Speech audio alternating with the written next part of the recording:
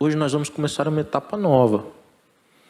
Nós vamos meditar nas próximas semanas em 7 milagres que o Senhor Jesus realizou e que são relatados no Evangelho de João. O Evangelho de João relata 7 milagres de Jesus. E Jesus fez muitos outros milagres. E os milagres no Evangelho de João, eles foram escolhidos, o registro deles, de forma pedagógica. Os milagres estão relacionados com alguma verdade sobre a vida de Jesus. Ou seja, quando nós olhamos os milagres revelam algo sobre Jesus Cristo. Revelam algo da pessoa de Jesus Cristo, revelam algo da missão de Jesus Cristo, revelam algo a respeito da pessoa e da obra de Jesus. Então, eu espero ser feliz nesses encontros, para que ao final dele nós tenhamos uma visão panorâmica de quem é Jesus, olhando a partir dos milagres que ele fez e que são relatados no Evangelho de João. E o primeiro registro desses milagres se encontra exatamente nesse texto de João, do Evangelho de João, no capítulo 2, os versos 1 a 12. E é um texto até bem conhecido. O texto diz assim: 3 dias depois houve uma festa de casamento no povoado de Caná da Galileia. A mãe de Jesus estava ali, e Jesus e seus discípulos também foram convidados para a celebração. Durante a festa, o vinho acabou e a mãe de Jesus lhe disse: eles não têm mais vinho. Mulher, isso não me diz respeito, respondeu Jesus. Minha hora ainda não chegou. Sua mãe, porém, disse aos empregados: façam tudo o que ele mandar. Havia ali perto de 6 potes de pedra usados na purificação cerimonial judaica. Cada um tinha capacidade entre 80 e 120 litros. Jesus disse aos empregados: encham os potes com água. Quando os potes estavam cheios, disse: agora tirem um pouco e levem ao mestre de cerimônias. Os empregados seguiram suas instruções. O mestre de cerimônias provou a água transformada em vinho sem conhecer sua procedência, embora os empregados obviamente soubessem. Então chamou o noivo.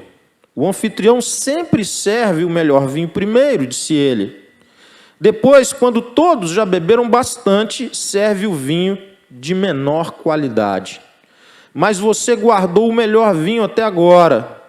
Esse sinal em Caná da Galileia foi o primeiro milagre que Jesus fez. Com isso, ele manifestou sua glória e seus discípulos creram nele. Depois do casamento, foi a Cafarnaum, onde passou alguns dias com sua mãe, seus irmãos e seus discípulos. Inicialmente, queridos, eu quero fazer algumas considerações. Primeiro é como eu me achego a esses textos que narram os milagres de Jesus.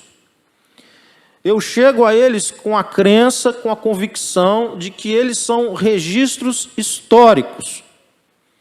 Ou seja, eu leio esse texto da Bíblia e eu creio que ele relata um fato.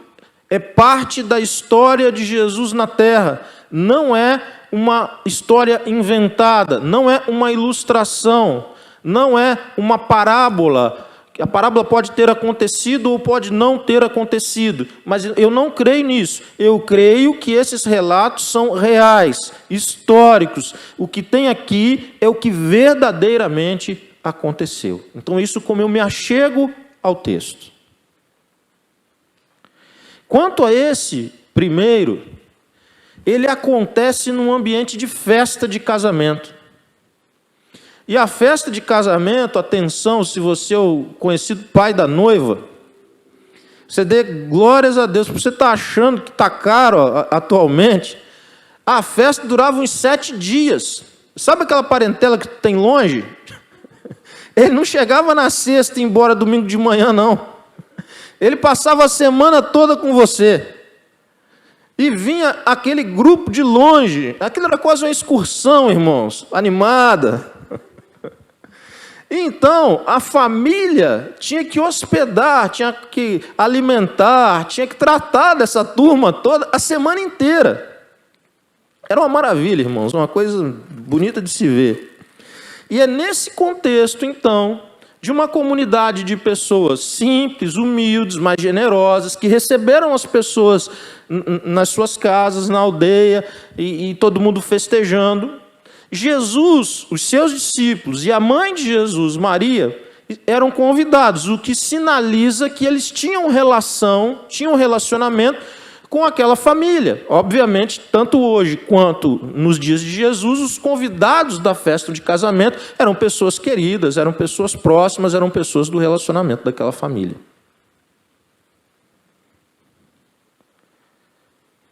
Tem um outro ponto que é importante dizer desde já. João chama os milagres de sinais. Quando você vê sinais e maravilhas, por exemplo, no versículo 11 que lemos, ele vai falar sobre o sinal. E depois que ele narra tudo, ele diz, lá no versículo 11, esse sinal em Caná da Galileia foi o primeiro milagre que Jesus fez. Com isto ele manifestou sua glória e seus discípulos creram nele. Por que ele chama o milagre de sinal? Isso é muito importante nós entendermos. O que é o sinal? Eu vou usar uma... Quando você vê uma placa, por exemplo, uma placa de um hospital, uma placa de uma escola, sinalizando, a placa está apontando para uma realidade, que não é ela mesma. Ela sinaliza alguma coisa, ela revela alguma coisa. Se você não conhecesse aquela rua, aquele espaço, ao ver a placa você diria, tem um hospital perto, tem uma escola por perto. Então, o sinal, ele não é algo em si mesmo, mas ele aponta ou revela, mostra, esclarece sobre alguma outra coisa. No caso aqui, não era uma coisa, mas era uma pessoa, Jesus Cristo. O sinal revelava a pessoa e a obra de Jesus. E isso vai acompanhar todos os milagres. Os milagres são sinais. Os milagres revelam Jesus. Os sinais apontam para Jesus. Os sinais nos mostram Jesus de um jeito muito especial.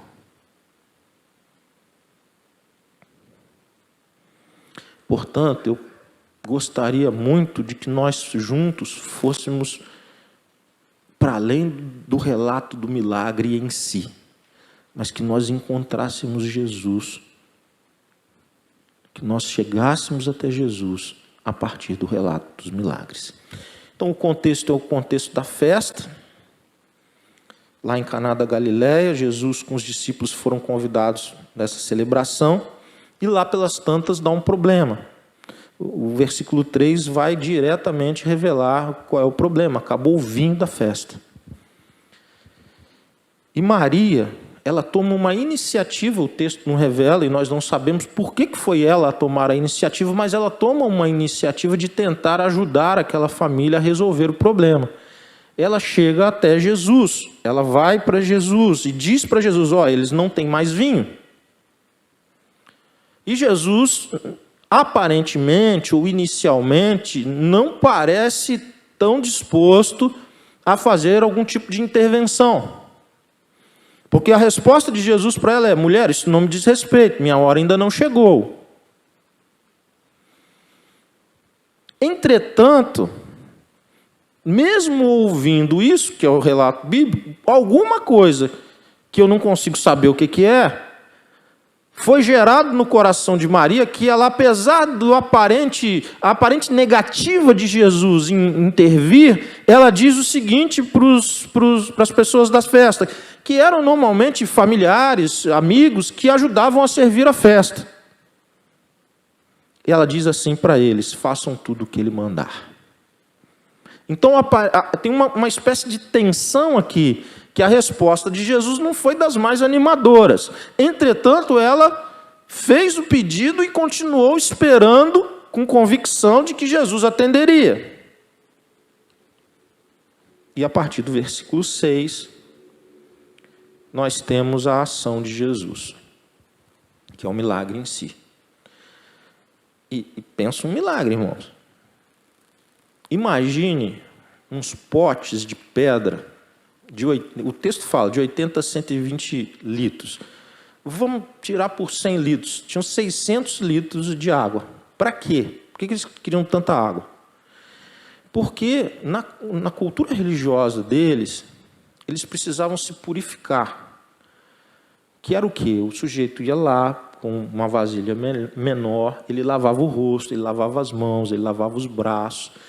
Porque na concepção religiosa deles, se ele teve contato com um gentil, ele estava contaminado, ele precisava de purificação, com alguns animais, enfim, tinha uma série de coisas que demandava ele se purificar. Só que numa festa, assim de gente, família grande, pobre tem família grande, irmãos. Vocês já perceberam isso, né? Você vê que pobre tem sempre família grande, e pobre gosta de fazer festa, e o pessoal se anima para vir de longe para aquela festa. Então, o que eles prepararam? A gente tem que ter muita água aqui, porque haja gente, vem aquele cunhado, vem todo mundo, gente. Então, haja água para purificação. Então, por isso que esses potes estavam lá.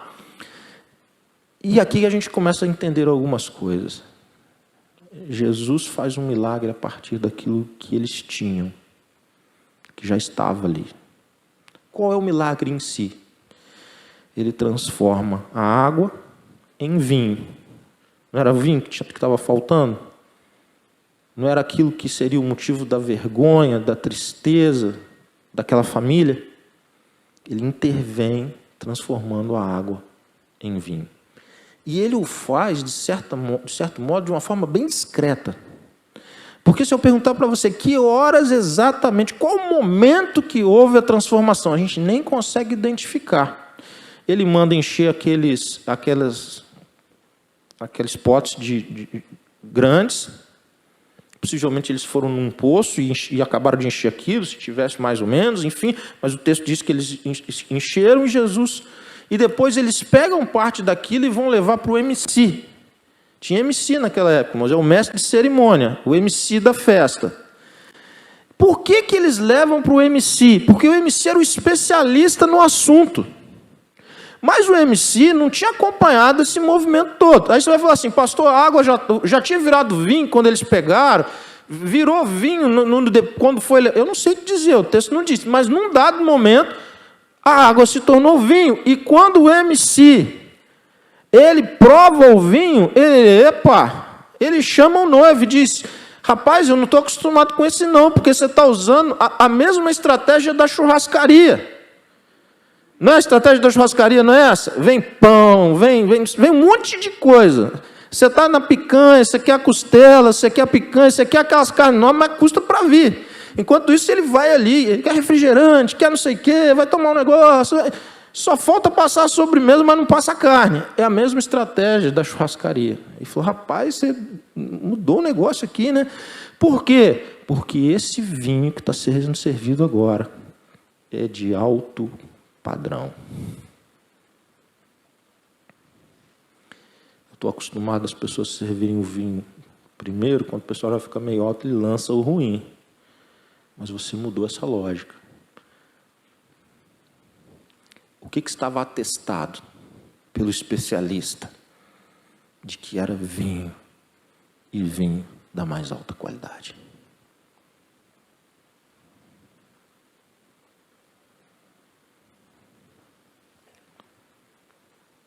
Os dois últimos versículos encerram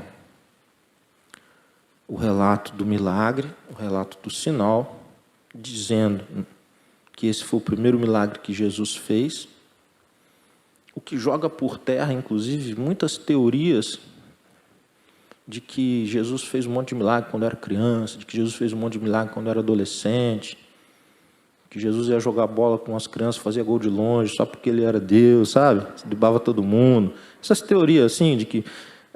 essas coisas assim, que não tinha vento, mas Jesus soprava e só a pipa dele estava no alto, os meninos tudo não conseguia. Essas teorias que de vez em quando aparecem. E Jesus lá com a pipa no alto. Todo mundo queria ser amigo dele para ver se conseguia colocar a sua própria... Então, esse relato de João, Derruba essas teorias que você andou alimentando aí, tá? Cuida com isso. Porque esse foi o primeiro milagre que Jesus fez. Com que objetivo? E aí eu quero mastigar um pouquinho mais. Quando a gente olha essa história, gente, ela tem muitas aplicações. Se você já é crente há algum tempo, você já deve ter ouvido muitas aplicações a partir desse texto. E por quê? Porque ele é riquíssimo mesmo. Eu vou compartilhar algumas. Mas eu vou deixar para o final aquilo que eu acho que é o centro, a principal aplicação desse texto. Mas eu quero mencionar algumas que são igualmente bíblicas, corretas. A primeira, casamento é uma instituição divina. Deus ama a família. Não é à toa, não é sem querer, não é sem intenção, de que o primeiro milagre que Jesus vai realizar é no ambiente de família reunida. Irmãos, isso é tremendo. Deus, a ideia de família repousa em Deus. A ideia de família é coisa de Deus. Família é algo de Deus para as nossas vidas. A presença de Jesus ali confirma isso. E mais, Jesus precisa ser convidado da nossa casa, do nosso lar, do nosso casamento. Sabe por quê, irmãos? Porque aquele casamento ali estava cheio de gente que amava os noivos, que amava a família dos noivos, que a gente não sabe se muita gente ficou sabendo que o vinho estava acabando ou não estava acabando, mas você imagina o constrangimento, você imagina a tristeza, aquela coisa ruim que eles teriam que passar. E ninguém poderia fazer algo como Jesus fez. Porque casamento é assim mesmo. Casamento, irmãos, é desafiador. Então, às vezes, você vê o filho, a filha, num casamento ruim, num casamento conturbado, difícil, mas você não se vê em condições de ajudar. Ou você ajuda até certo ponto, mas aquela ajuda não é suficiente. Mesmo amando, mesmo estando ao lado, mesmo oferecendo o ombro, mesmo chorando junto, mesmo orando junto, mas você percebe que é além das suas possibilidades, é além das suas forças, mas não das de Jesus. Esse é o ponto. Quando a gente chama Jesus para o casamento da gente, o Senhor transforma, primeiro, a tristeza em alegria, a vergonha em celebração. Mas mais do que isso, porque alguns ouvem esse texto e falam, mas o meu casamento está bom, meu casamento não está ruim. Mas ele pode ficar muito melhor. Porque o vinho que Jesus produziu era o melhor vinho que alguém já bebeu na face dessa terra. Conseguem entender? O que está bom também pode ser melhorado, aperfeiçoado e glorioso aos olhos de Jesus. Convide Jesus para o seu casamento, para a sua família, para o seu namoro, para o seu noivado. Quando que a gente começa a trazer Jesus para o casamento da gente? Quando a gente o traz para o namoro, quando a gente o traz para o flerte, para aquele interesse que ainda não é namoro, depois para o namoro, para o noivado. Namoro, noivado, que Jesus não faz parte, dificilmente vai se tornar parte no casamento. Mas é a presença dele o diferencial. Outra aplicação.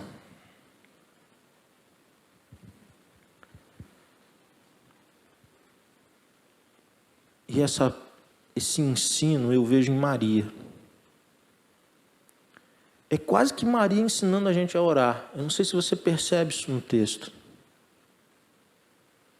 Quando ela chega para Jesus e ela faz um pedido para Jesus, não tem evidências de que Jesus vai fazer alguma coisa, não. Você já orou e terminou sua oração com esse sentimento? Muitas vezes, você só não teve essa experiência quem não orou. Porque essa é uma experiência marcante de quem ora. E aí se instala em você uma luta interior, que é: eu vou me deixar levar por essa circunstância que está tudo dizendo não, ou eu vou continuar crendo que Ele vai intervir nessa situação. Tem um princípio de oração, tem um princípio de relacionamento com Jesus. Jesus não é dominado por Maria, ele responde, até em português parece uma resposta grosseira, mas no contexto de Jesus não é, absolutamente não é. Nós temos, inclusive, várias outras passagens mostrando que essa forma era uma forma usual, mas esse não é o ponto, nem eu quero entrar nisso. O que eu quero entrar é nessa questão de você apresentar um pedido, uma necessidade e lutar contra a sua própria incredulidade. Esse texto nos chama a orarmos, a pedirmos, a intercedermos e a confiarmos.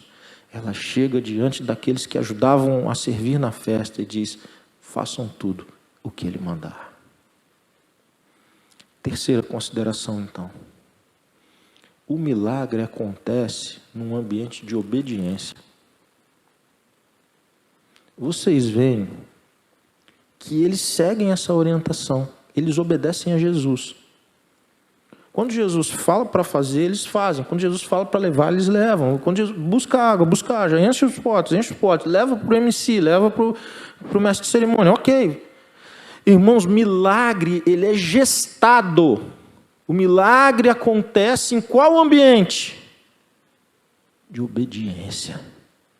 Às vezes nós ficamos em busca do milagre, em busca de tentar convencer Deus de fazer alguma coisa, quando na verdade nós deveríamos estar tentando ouvir e obedecer a Jesus enquanto apresentamos os nossos pedidos. Os milagres Deus há de fazer, pela graça e poder dEle, mas nós precisamos olhar para a nossa vida se nós estamos obedecendo a palavra de Jesus. Se aquilo que Jesus tem falado para nós fazermos, sobretudo no ambiente onde nós precisamos do milagre, irmãos. Eu quero que os irmãos percebam isso. Algumas pessoas precisam de um milagre e pedem um milagre, por exemplo, no casamento. Eu vou voltar de novo para o casamento por conta do contexto aqui. Mas elas com as próprias mãos destroem o casamento porque não obedecem a Jesus. É preciso perdoar e não perdoam. É preciso dizer a verdade e não dizem. Mas estão pedindo um milagre para Jesus. O milagre acontece no ambiente da obediência. O milagre acontece quando a gente ouve a palavra de Jesus, e mesmo que aquilo nos custe, mas porque são palavras de Jesus, elas são ordens para as nossas vidas. O milagre que você precisa, na área que você precisa, ele acontece quando você obedece a Jesus Cristo.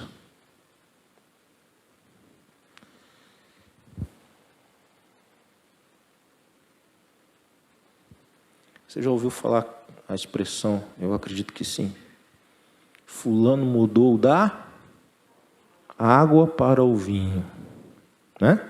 Mas mudou muito, mudou da água para o vinho. De onde você acha que vem essa expressão? Agora tu sabe, né? Mudou da água para o vinho.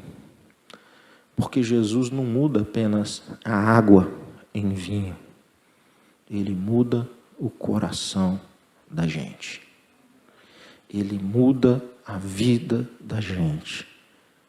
Ele transforma pecadores, alienados de Deus, separados de Deus, em filhos benditos de Deus. Talvez você esteja sofrendo com pessoas que você ama, que estão tão longe de Deus. E você tem orado, você tem colocado diante de Deus. Hoje eu quero pedir a você que olhe para esse texto e você se aproxime dele com fé. sabendo que o mesmo Deus que transforma água em vinho, Ele transforma corações e mentes. Ele muda o nosso interior, Ele tira as escamas dos olhos e Ele dá nova vida ao que estava morto.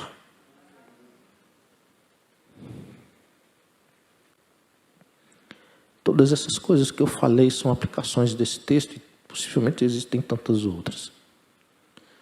Mas me parece que tudo isso ainda não é o centro. Porque o centro, para mim, é o que é declarado no versículo 11.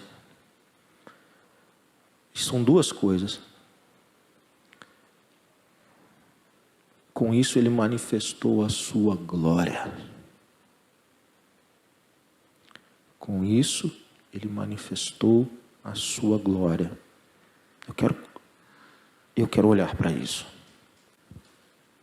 O milagre, quando Jesus faz uma intervenção de milagre, aquilo que a gente não conhece bem, que a gente lê na Bíblia, e que às vezes fica meio estranho de se entender, o que é a glória de Deus? Então a gente tem alguns relatos de pessoas que viram a glória de Deus. Primeiro, elas não foram nunca mais as mesmas. Elas foram absolutamente impactadas. Elas foram transformadas por verem a glória de Deus. Você vai olhar lá em Moisés, no monte. Quando você vai olhar Isaías, a experiência de Isaías 6. O milagre é como se fosse um recorte, é como se fosse um fragmento, é como se fosse uma parte daquilo que um dia o Senhor planeja, que nós vejamos face a face. Você consegue encaixar para você. Você fica pensando aqueles homens e mulheres que viram a água se transformar em vinho. Você pensa como o coração deles é tomado. Eles viram aquilo, eles provam agora o vinho. Eles estão absolutamente impactados por uma intervenção sobrenatural do Pai. Imagina o coração, a mente, imagina o pulsar deles, imagina a alegria, imagina o noivo, a noiva, o pai, a mãe, as famílias. Imagine agora tudo isso. Isso é um fragmento, isso é um elemento ainda pequeno, mas é um fragmento do quê? Da glória bendita do nosso Deus, do seu poder, da sua majestade, da sua autoridade, da sua soberania, daquilo que é o conjunto de todos os predicados e qualidades do próprio Deus. O milagre é um fragmento disso.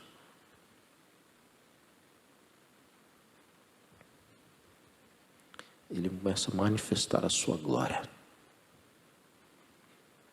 Quando Deus manifesta a sua glória, sabe o que Ele quer gerar na gente? Quando Deus manifesta a sua glória, sabe o que Ele quer gerar em nós?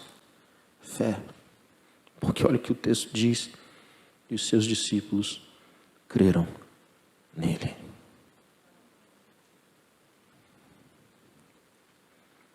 Eles não creram nele porque o vinho era bom, irmãos.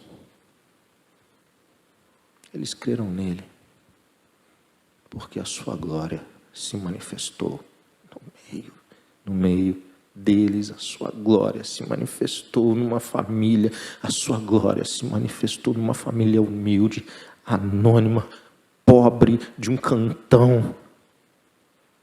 A sua glória se manifestou ali e aquelas pessoas nunca mais foram as mesmas.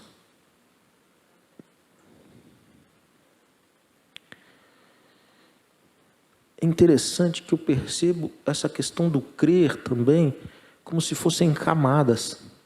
Não é uma questão assim, eu creio ou não creio, como você liga ou desliga o disjuntor. Ligou tudo, desligou tudo.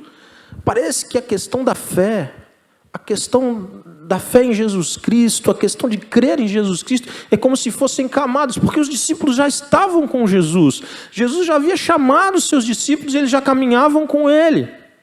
Então, de alguma forma, Ele já era uma autoridade na vida dos discípulos, eles tinham depositado confiança em Jesus Cristo.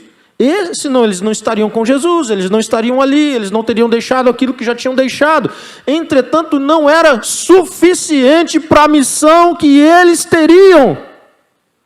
E o Senhor Jesus agora começa a inaugurar uma série de manifestações gloriosas para que gerasse ainda mais fé, uma fé mais profunda, uma fé mais robusta, uma chama no coração daqueles homens que jamais fosse apagada. Por quê? Porque o Senhor tinha missão para a vida deles.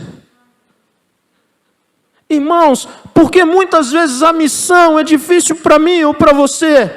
Porque muitas vezes nós tentamos driblar o chamado de Deus, a missão de Deus, o compromisso de compartilharmos Jesus com as pessoas. Porque a nossa fé precisa ainda ser mais profunda. Porque nós estamos perdendo de vista a glória do Senhor, a sua majestade, o seu poder, a sua soberania. Nós nos desviamos, nós pegamos uma via mais confortável à medida que nós permitimos que vá se esvanecendo, que vá se perdendo aquilo que foi impactante no início da nossa jornada. Porque no início da nossa jornada com Jesus Cristo, você não tinha palavras para descrever o que estava acontecendo na sua vida. Você não conseguia não falar. Você não conseguia não compartilhar, talvez não conseguisse não chorar, cada um de um jeito, mas é disso que eu estou falando. Então, Jesus Cristo manifesta a sua glória, e os seus discípulos se aprofundam ainda mais no relacionamento com Ele.